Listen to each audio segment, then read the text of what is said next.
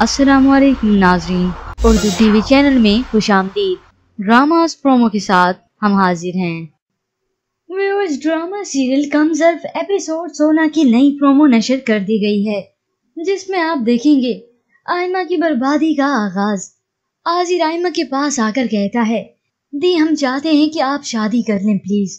ये सुनकर आयमा सोच में पड़ जाती है, जिसके बाद वो नबील को कॉल करके कहती है, नबील मुझे तो शक है कि मेरे भाई मेरा रिश्ता कहीं और ही न तय कर दे। ये सुनते ही नबील अगले ही दिन का प्रोग्राम बनाता है आयमा के घर आने का। वो आयमा के रिश्ते के लिए अपनी दूसरी बीवी के साथ आया हुआ है।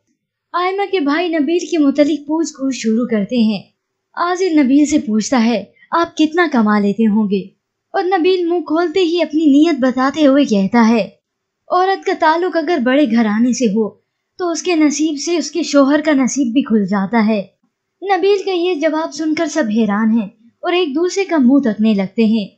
बिलाशुबा उन्हें नबील की नीयत का साफ इल्म हो चुका है, लेकिन आयमा की आंखों पर तो एतमाद की पट्टी बंधी है। लेकिन वो अपने बहन भाइयों को ये भी नहीं बता सकती कि उसका नबील से निकाह हो चुका है। तो उधर सब सोचने समझने के बाद फैसला कर चुके हैं। आजिर अपनी दी से कहता है, दी वैसे मर्जी तो आपकी है, लेकिन हमें इस रिश्ते से मना कर देना चाहिए। इनकार सुनते ही आयमा गुस्से में कहती है, इसका फैसला करने का हक सिर्फ मुझे है, अपनी जिंदगी का फैसला मैं खुद करूंगी। और वहां से चली जाती है। जिसके बाद आसिम कहता है, दी ने हमेशा अपनी ही मानी की है और अपनी ही हुक्मरानी।